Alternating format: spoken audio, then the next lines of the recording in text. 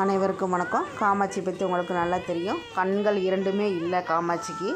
நான் எடுத்துகிட்டு வந்த அன்றைக்கி யாருமே தொட்டு கூட நீங்கள் கையில் பார்த்துருக்க மாட்டீங்க. அந்தளவுக்கு புறா புண்ணு, ஒரே என்ன சொல்கிறது, ஒரே வாசம் காமாட்சிகிட்ட. ஆனால் இன்றைக்கி காமாட்சி நார்மலாக ஓரளவுக்கு நார்மலாகிட்டா. ஏன்னா நான் அதுக்கான ட்ரீட்மெண்ட் பண்ணிகிட்ருக்கனால அப்படியே அந்த உடம்புல புண்ணெல்லாம் காஞ்சி ட்ரை ஆகி ரோமங்கள் வளர ஆரம்பிச்சிருக்குது. கண் அடிக்கடி ஒரு கண் சுத்தமாகவே இல்லை.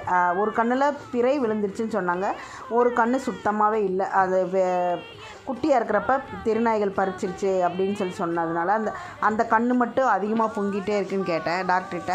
அவர் சொன்னார், நீங்கள் நல்லா சாப்பாடு கொடுக்கறனால அது சாப்பிட்றதுனால கண் பொங்குது, வேறு ஒன்றும் பிரச்சனை இல்லை அப்படின்னு சொல்லியிருக்கிறாங்க.